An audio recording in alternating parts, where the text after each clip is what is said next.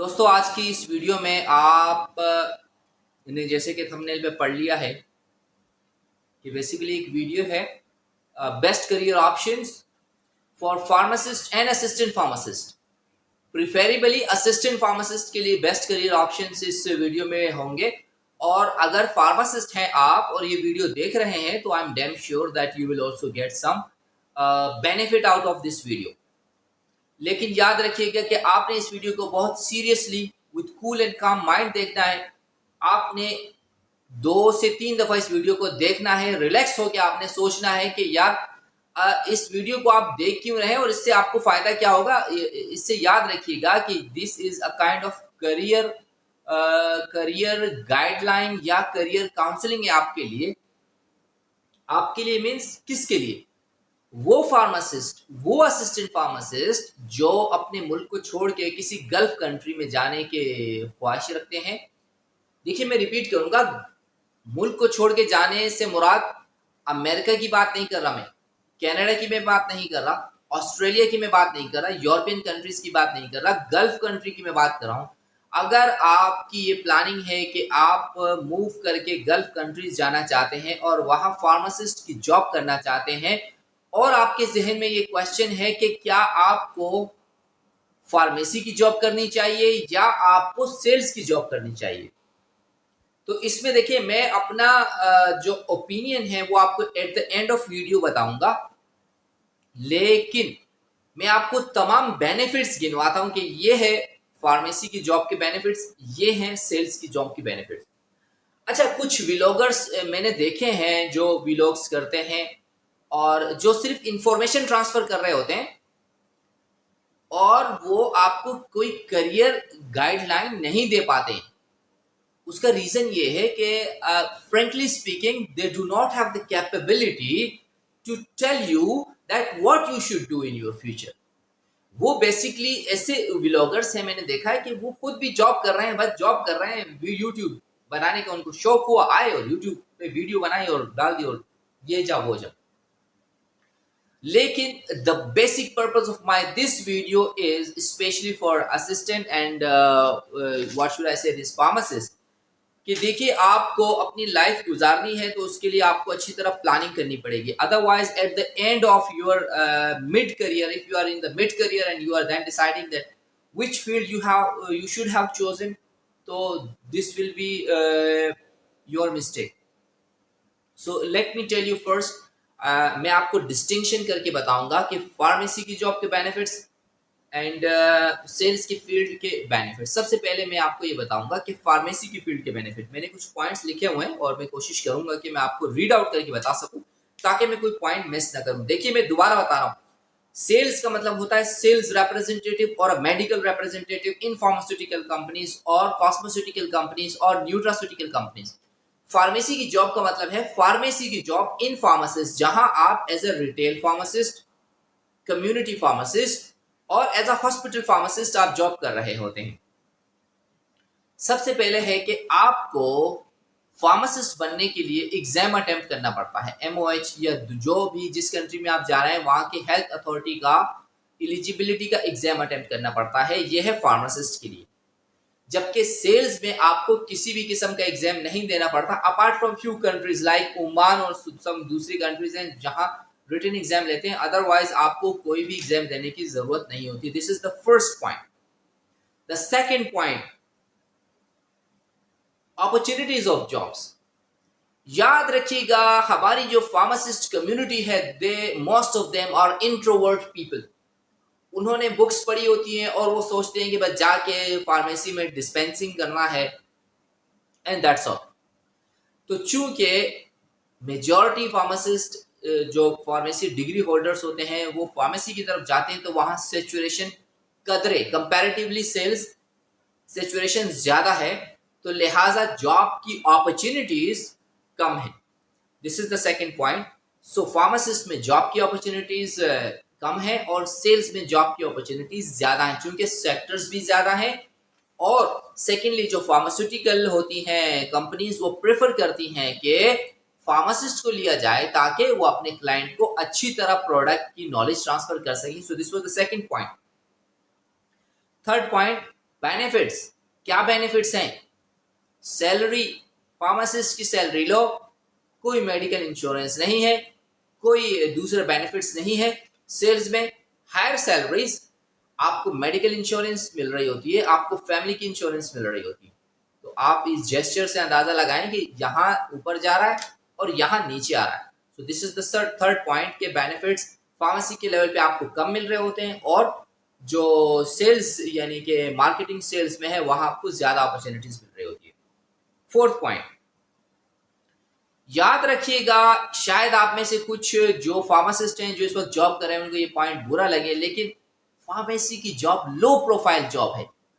आप low profile job है, आप एज अ वर्कर जॉब कर रहे होते हैं एक ऑर्गेनाइजेशन में जाके, आपका किसी हाई प्रोफाइल लोगों से इंटरेक्शन नहीं होता, बस कस्टमर्स हैं, चाहे वो कहीं पे सीईओ हो लेकिन आपके पास एज अ मरीज आता है तो आप उसको एज अ मरीज ही ट्रीट करते हैं, हेलो हाय करके दवाई देते हैं और जैसे उसका प्रोफाइल उस वक्त होता है वैसे आपका प्रोफाइल होता है। ना आपको ज्यादा थिंकिंग की जरूरत है, ना आपको अपने पर्सनल डेवलपमेंट पे काम करनी होती है, लेकिन सेल्स में आपका प्रोफाइल काफी हाई होता है।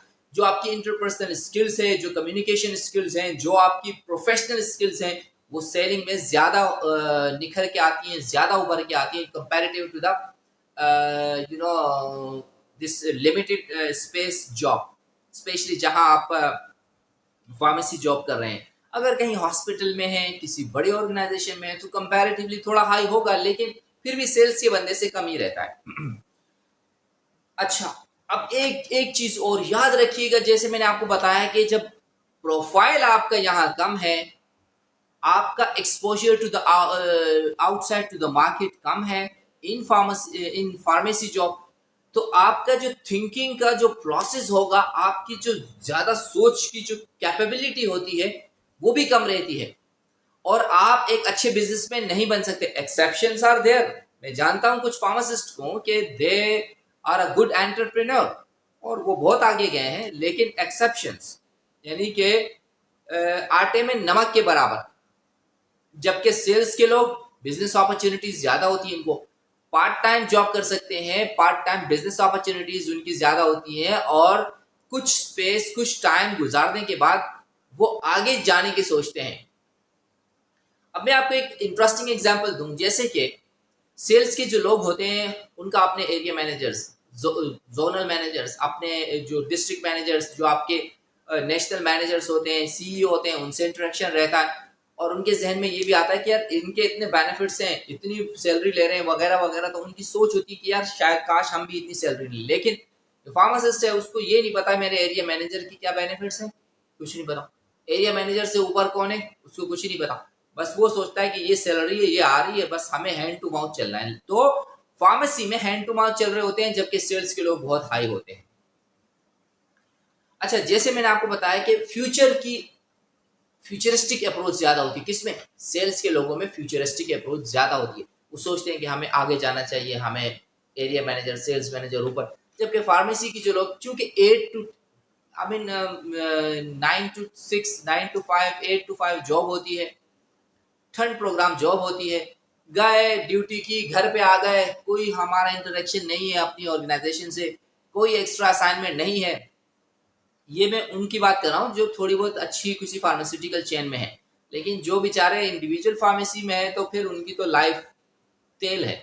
तो मेरे भाई ये है कि जैसे मैंने आपको बताया कि फ्यूचरिस्टिक अप्रोच होती है और मोर अर्निंग होती है। देखिए आपके, अगर अगर मैं आपको एक इंटरेस्टिंग मिसाल दूं, एक फार्मासिस्ट जो सैलरी ले रहा है फॉर एग्जांपल, वो कंपैरेटिवली जो एक जनरल मैं आपको बताऊं जो मार्केट सिनेरियो है, वो एक सेल्स के पर्सन की आधी सैलरी ले रहा होता है।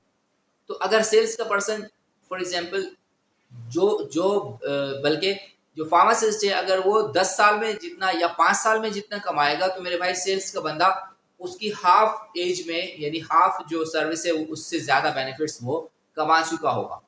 तो याद रखिएगा कि earning is the ultimate objective of anybody's professional life. तो ये आपको एक और बेनिफिट मैंने बता दिया। उसके बाद हम आ जाते हैं, जैसे मैंने आपको बताया कि जो जो सेल्स के लोग होते हैं वो काफ़ी मैच्योर्ड होते हैं। मैच्योर्ड क्यों होते हैं? क्योंकि उनका उनके एक्सपोजर काफ़ी ज़्यादा होता है, दूसरे लोगों से मिलना मिलाना ज़्यादा रहता है, तो काफ़ी मैच्योर होते हैं, प्रोफेशनली ग्रूम होते हैं।